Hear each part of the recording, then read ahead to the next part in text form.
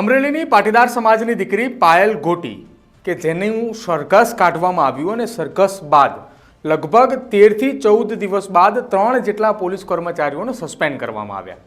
પરંતુ શું આપને ખ્યાલ છે કે આ જે પોલીસ કર્મચારીઓને સસ્પેન્ડ કરવામાં આવ્યા તેની પાછળ શું હોઈ શકે? સસ્પેન્શન એ માત્ર ને માત્ર આ કેસની અંદરથી ધ્યાન ભટકાવવું છે કે પછી આ સસ્પેન્શનથી એ પોલીસ કર્મચારીઓ ઉપર કાયદાનો શકંજો કસાયો છે? નમસ્કાર, આપ જોઈ રહ્યા છો ન્યૂઝરૂમ ને આપની સાથે હું છું પ્રદીપ. અમરેલીના ધારાસભ્ય કૌશિક વેકરિયા કે જેને બદનામ કરવા માટેનું એક કાવતરું રચાયું હતું અને એ કાવતરાને લઈને એક લેટર હેડનો ઉપયોગ કરી અને આખી એક પત્રિકા કાંડ સર્જાયો. આ પત્રિકા કાંડની અંદર સમાવેશ થયેલા 4 આરોપીઓનું જાહેરમાં સરઘસ કાઢવામાં આવ્યું. જો કે સરઘસ કાઢ્યા બાદ એમાં મહિલા તરીકે પાટીદાર સમાજની એક દીકરી હતી અને દીકરીની ન્યાય માટે લડત જે છે તે ચાલી રહી છે. હવે આ લડતને લઈને કોંગ્રેસે ફ્રન્ટ ફૂટ ઉપર આવીને આખી આ લડતનો મોરચો સંભાળ્યો છે. જો કે કોંગ્રેસની આ લડતની લઈને મોરચાને લઈને હવે એ માંગ કરવામાં આવી રહી હતી કે જેટલા પણ પોલીસ કર્મચારીઓ આખી આ ઘટનાની અંદર મોડી રાત્રે દીકરીની ધરપકડ કરવામાં અને એ જ દીકરીને મારવામાં જેટલા લોકો સામેલ હતા તેની સામે કાયદાકીય કાર્યવાહી કરવામાં આવે. હવે કાયદાકીય કાર્યવાહી કરવામાં આવી કે જેમાં 3 જેટલા પોલીસ કર્મચારીઓને સસ્પેન્ડ કર્યા, જેમાં 2 પુરુષ અને 1 મહિલા છે. પરંતુ હવે આખી આ ઘટનાની અંદર જે પોલીસ કર્મચારીઓને સસ્પેન્ડ કરવામાં આવ્યા છે તેની આખી કાયદાકીય જોગવાઈઓ શું છે? એ સસ્પેન્ડ થયા બાદ એ ક્યારે પરત ફરી શકે છે અથવા તો એ સસ્પેન્ડ થયા બાદ તેમની સામે કયા કયા પ્રકારની કાર્યવાહીઓ થઈ શકે છે? એ સાથે એ પણ સમજવું છે કે આખી આ ઘટના સંદર્ભે પૂર્વ આઈપીએસ અધિકારી રમેશ સવાણીએ એક સોશિયલ મીડિયા ઉપર તેમણે પોસ્ટ મૂકી છે અને આ પોસ્ટમાં સસ્પેન્શનને લઈને વાત કરવામાં આવી છે. રમેશ સવાણીની આ પોસ્ટ છે. આ પોસ્ટ તેમને 14 જાન્યુઆરીના રોજ કરવામાં આવી હતી અને અહીંયા લખ્યું છે શરૂઆતમાં જ તે કે શું નાટકીય સસ્પેન્સ હોય છે? હવે નાટકીય સસ્પેન્સ એટલા માટે તેમણે કહ્યું કે અમરેલીની આ પાટીદાર સમાજની દીકરી પાયલ ગોટીને જે સસ્પેન્ડ કરવામાં આવી છે તે મામલાની અહીંયા ચર્ચા થઈ રહી છે. હવે અહીંયા ચર્ચા આગળ કરીએ. અમરેલીમાં પાયલ ગોટીનું સરઘસ કાઢનાર 3 પોલીસ કર્મચારીઓને જિલ્લા પોલીસ વડાએ 12 જાન્યુઆરી 2025ના રોજ સસ્પેન્ડ ફરજ મોકૂફ કરેલ છે. કેટલાક પત્રકારોએ ફરજ મોકૂફ અને બરતરફી વચ્ચે ગોટાળો કરે છે. બંને અલગ અલગ છે. સસ્પેન્સ એટલે શું અને ડિસમિસલ એટલે શું? હવે સસ્પેન્સનો મુદ્દો અહીંયા પહેલાં એ કરવામાં આવ્યો છે. સસ્પેન્સ અથવા ફરજ મોકૂફી એટલે કામ ચલાઉ ફરજ બજાવમાંથી દૂર કરવા અને ડિસમિસલ એટલે કર્મચારીને કાયમ માટે નોકરીમાંથી કાઢી મૂકવા, બરતરફ કરવા. કર્મચારી અધિકારી શા માટે ફરજ મોકૂફ કરવામાં આવે છે? ખાતાકીય તપાસ દરમિયાન પુરાવા સાથે ચેડા ન કરે તે માટે. હવે અહીંયા 2 વસ્તુ સમજાવવામાં આવી છે. પહેલી વસ્તુ છે સસ્પેન્ડ અને બીજી વસ્તુ છે ડિસમેન્ટલ. એટલે પહેલી જે સસ્પેન્શનની વાત છે એ અમરેલીના 3 પોલીસ કર્મચારીઓને જે સસ્પેન્ડ કર્યા છે તેના માટે છે. એ 3 પોલીસ કર્મચારીઓ છે તો પોલીસ ખાતાની અંદર જ છે, પરંતુ તેમને સસ્પેન્ડ કરવામાં આવ્યા છે. તેમને નોકરી ઉપર આવવાનું નથી રહેતું. હવે ડિસમિસલની વાત કરવામાં આવી છે એટલે કે કર્મચારીને કાયમીમાંથી નોકરી ઉપરથી કાઢી મૂકવા માટેની વાત જે છે તે કરવામાં આવે છે. હવે આગળ રમેશ સવાણીએ આખી ઘટનાની અંદર કહ્યું છે કે સસ્પેન્સ ફરજ મોકૂફી કયા કયા સંજોગોમાં થાય છે. સામાન્ય વહીવટી વિભાગના ઠરાવ મુજબ 2 કિસ્સામાં ફરજ મોકૂફી થાય. પહેલો છે નૈતિક અધપતનનું કૃત્ય કરેલું હોય અને બીજું છે ભ્રષ્ટાચાર કર્યો હોય. હવે આ 2 ઘટનાની અંદર આખા આ મામલાની અંદર અમરેલીની ઘટનામાં 3 જેટલા પોલીસ કર્મચારીઓ સસ્પેન્ડ થયા છે. તેમાંના સસ્પેન્ડ માટેના 2 કિસ્સા હોઈ શકે. તેમાં નૈતિક અધપતનનું કૃત્ય હોય અને ભ્રષ્ટાચાર હોય. હવે તમે સમજો અમરેલીની ઘટનાની અંદર શું કંઈ બન્યું હશે. આ 2માંથી એક મુદ્દો છે. પહેલો નૈતિક અધપતનનું કૃત્ય અને બીજું ભ્રષ્ટાચાર. હવે અમરેલીની આ ઘટનાની અંદર ભ્રષ્ટાચાર તો થયો નથી. દીકરીનું સરઘસ ના કાઢવા માટે લાંચ નથી માગવામાં આવી અથવા તેને માર ન મારવા માટે લાંચ નથી માગવામાં આવી. તો સ્વાભાવિકપણે પહેલું અહીંયા નંબર છે તે નૈતિક અધપતનનું કૃત્ય કર્યું હોય. હવે ત્યારબાદ આગળ છે કે પોલીસમાં હાલ ચાલતા નાના કર્મચારીઓને ફરજ મોકૂફ કેમ કરવામાં આવે છે? પાડાના વાંકે પખાલીને ડામ આપવા માટે સમર્થ કો નહીં દોષ ગુસાઈ. હકીકત અહીંયા લખવામાં આવી છે કે જ્યારે પણ કોઈ પણ ઘટના બને છે તો સમજો એ નાના નાના કર્મચારીઓને સસ્પેન્ડ કરવામાં આવે છે, ફરજ મોકૂફ કરવામાં આવે છે, પરંતુ મોટા અધિકારીઓ સામે કાર્યવાહી નથી થતી. જો કે પોલીસ ખાતાનો એ પહેલેથી જ નિયમ છે કે ઉપરી અધિકારીનો જે ઓર્ડર હોય તે તેના નીચેના અધિકારીઓ પાલન કરતા હોય.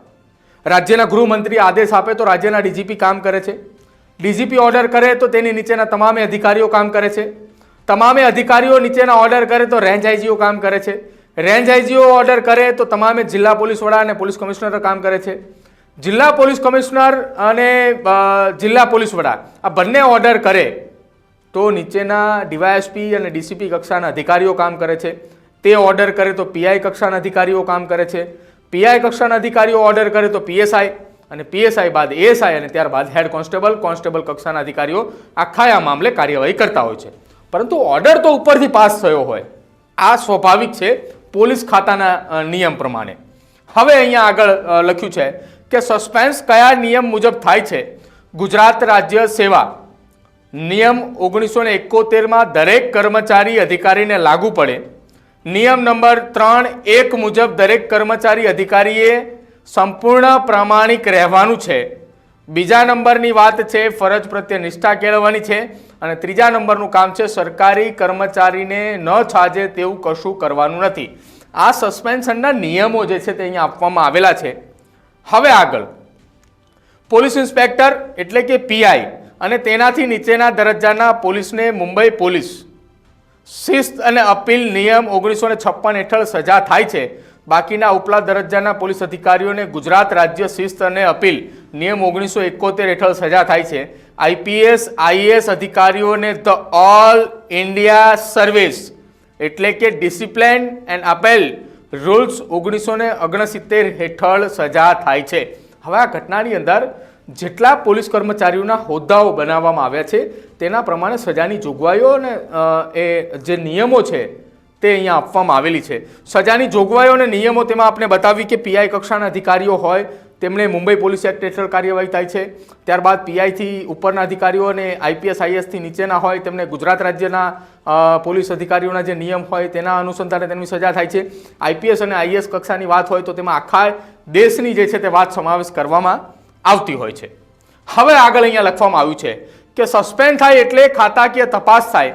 ખાતાકીય તપાસ માટે ચાર્જશીટ અપાય, બચાવની પૂરતી તક અપાય, પુરાવા રજૂ કરવાની તક અપાય. આ તપાસ દરમિયાન પ્રિસાઇડિંગ ઓફિસરને સમજ્યા વગર પ્રિસાઇડિંગ ઓફિસર કર્મચારીઓને દોષિત ઠરાવે તો પનિશિંગ શિસ્ત ઓથોરિટી કર્મચારીને સજા કરે છે અને આ સજાનો ઠપકો આપવાથી લઈને નોકરીમાંથી ડિસમિસ બરતરફ કરવા સુધીની હોય છે.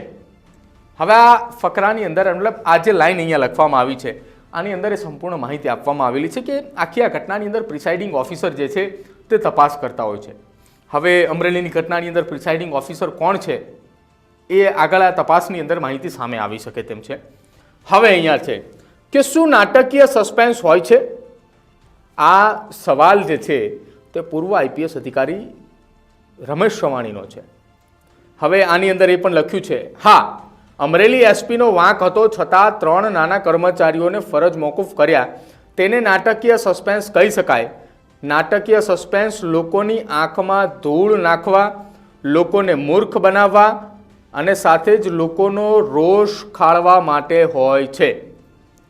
આ વાત અહીંયા બહુ સત્યતાના આધારે લખવામાં આવી છે કેમ કે અમરેલીની ઘટના જે બની એ કોન્સ્ટેબલના લેવલના જે અધિકારીઓ હતા એ મોડી રાત્રે પાયલની ધરપકડ કરવા માટે પહોંચ્યા હોવાની વાત જે હતી તેના કારણે તેમને સસ્પેન્ડ કર્યા. પરંતુ તેમને પણ કોઈના ઉપરી અધિકારીના આદેશ હશે તો ઉપરી અધિકારીની કેમ સસ્પેન્સ ના કરવામાં આવ્યા, કેમ તેની સામે કાયદાકીય કાર્યવાહી ન કરવામાં આવી તે પણ અહીંયા એક સવાલ છે. અને માત્ર 3 પોલીસ કર્મચારીઓ કે જે નાના લેવલના કર્મચારીઓ છે તેમને સસ્પેન્ડ કરવામાં આવ્યા એટલા માટે તેમને આ સવાલ જે છે તે અહીંયા લખ્યો છે. હવે સસ્પેન્સનો સમય કેટલો હોય? ઓછામાં ઓછા 90 દિવસ અને 2 વર્ષ સુધીની વાત જે છે તે કરવામાં આવી છે. સસ્પેન્સ સામે અપીલ થઈ શકે તો કે હા ઉપરી અધિકારીને અપીલ કરી શકાય અને સસ્પેન્સમાં પૂરો પગાર મળે ના, અડધો પગાર મળે અને સસ્પેન્સ લંબાય તો 75% પગાર મળે અને નિર્દોષ ઠરે તો રોકી રાખેલ બધો પગાર એક સાથે મળે છે. હવે એ જોવાનું રહેશે આ ઘટનાની અંદર કે 3 જેટલા પોલીસ કર્મચારીઓને સસ્પેન્ડ કરવામાં આવ્યા છે. જો હવે એ સસ્પેન્ડ થયેલા 3 પોલીસ કર્મચારીઓ ફરી એક વખત ફરજ ઉપર આવે છે અને ક્યારે આવી શકે છે, તો અહીંયા લખવામાં આવ્યું છે ઓછામાં ઓછા 90 દિવસ અને ત્યારબાદ 2 વર્ષ. હવે 2 વર્ષ સુધી કોઈ પણ પોલીસ કર્મચારીઓને સસ્પેન્ડ કરવામાં આવ્યા ત્યાં સુધી તે નોકરી પર ન આવે તો તેને સસ્પેન્શન લંબાયું ગણાય, તો એને 75% પગાર મળે છે. અને ત્યારબાદ જો તે બેકસૂરવાર ઠરે છે, તેના ઉપર કોઈ ગુનો સાબિત ન થાય તો તેને પોતાનો 25% લેખે જે બાકીનો પગાર જે લેવાનો નીકળતો હોય તે તમામ પગાર એક સાથે મળે છે. એટલે સસ્પેન્સના નામે એક માત્ર નાટક કહી શકાય એ વાત અહીંયા સાબિત કરી બતાવવા માટે લખેલી છે. ત્યારબાદ સસ્પેન્સમાં બીજો કોઈ ધંધો કરી શકાય, બીજી નોકરી કરી શકાય, તો એમાં લખ્યું છે કે ના, પરંતુ સામાન્ય રીતે સસ્પેન્ડ દરમિયાન પોલીસ દારૂનો ધંધો કરે છે. સાહેબ, રમેશ સવાણીએ આ પોસ્ટ લખી છે, ખૂબ જવાબદાર નાગરિક છે અને તેમના દ્વારા પોસ્ટ લખવામાં આવી હશે તો તેમની પાસે કોઈ પુરાવાના આધારે જ તેમને આ પોસ્ટ લખી હોઈ શકે તેવું આપણે માની શકીએ. કેમ કે ગુજરાત ભાજપના અધ્યક્ષ અને કેન્દ્રીય મિનિસ્ટર CR પાટીલ પોલીસ ખાતામાં નોકરી કરતા હતા ત્યારે દારૂની હેરફેર માટે સસ્પેન્ડ થયેલા છે અને સસ્પેન્ડ પછી ધારાસભ્ય, સંસદ સભ્ય અને મિનિસ્ટર બન્યાના ઉદાહરણ છે. અહીંયા રાજ્યના ભારતીય જનતા પાર્ટીના જિલ્લા પ્રમુખ અને કેન્દ્રીય મંત્રી ઉપર સીધા આક્ષેપો જે છે તે અહીંયા કરવામાં આવ્યા છે. હવે આગળ અહીંયા વાત કરવામાં આવી છે કે સસ્પેન્સ પછી સજા થઈ હોય તેવા કિસ્સા હશે, પરંતુ બહુ જૂજ. સરકારના 4 હાથ હોય તો વાળ પણ વાંકો ન થાય. ફેક એન્કાઉન્ટર કેસમાં જે પોલીસ અધિકારીઓ વર્ષો સુધી જેલમાં રહ્યા છે તેમને ક્રીમ પોસ્ટિંગ આપી સરકારે સન્માન કર્યું છે. ભાજપના ધારાસભ્ય, સંસદ સભ્ય, મુખ્યમંત્રીને લેખિત ફરિયાદ કરેલી હોય કે રાજકોટના પોલીસ કમિશનર મનોજ અગ્રવાલે ફરિયાદી પાસે 75 લાખ રૂપિયાનો તોડ કર્યો છે, કાર્યવાહી કરો. છતાં મુખ્યમંત્રી કોઈ પગલાં ન લે અને મનોજ અગ્રવાલની બદલી કરી પોલીસ તાલીમ સંસ્થામાં મૂક્યા. કદાચ તોડ કેવી રીતે કુશળતાથી કરી શકાય તેની તાલીમ આપવા માટે. સાહેબ, અહીંયા છેલ્લા 2 પેરેગ્રાફની અંદર મનોજ સવાણીએ ખૂબ ગંભીર આક્ષેપો લગાવ્યા છે અને આ ગંભીર આક્ષેપો લગાવતાની સાથે જ રાજ્યના જે પક્ષના ધારાસભ્ય, ભારતીય જનતા પાર્ટીના હોય, ભારતીય જનતા પાર્ટીના સાંસદો હોય, તેમની ઉપર પણ તેમને સીધા આરોપો લગાવ્યા છે. અને આ આરોપો થકી હવે ખળભળાટ એટલા માટે મચ્યો છે કે આખી આ ઘટના સંદર્ભે હવે મહત્વની અને મુદ્દાની વાત એ છે, સસ્પેન્શન અને ડિસમેન્ટલની વાતોની વચ્ચે જ્યારે આક્ષેપો લગાવવામાં આવ્યા છે ત્યારે તેમનું સીધી રીતે એવું માનવું છે કે આ 3 જેટલા પોલીસ કર્મચારીઓ કે જેમને સસ્પેન્ડ કરવામાં આવ્યા છે તે આગામી સમયમાં કાયદાના વિરુદ્ધમાં, એટલે કે પોલીસ કર્મચારી સસ્પેન્ડ થયા બાદ કયા પ્રકારના કામગીરી કરતા હોઈ શકે તેને લઈને તેમને અંદાજો દાખ્યો છે. હવે આ પોસ્ટને લઈને અનેક તર્ક વિતર્કો ફરી એક વખત શરૂ થયા છે અને એ તર્ક વિતર્કોની વચ્ચે આપનું શું માનવું છે રમેશ સવાણીની આ પોસ્ટને લઈને તે ખાસ અમારા કમેન્ટ સેક્શનની અંદર જણાવજો. જોતા રહેજો ન્યૂઝરૂમ. નમસ્કાર.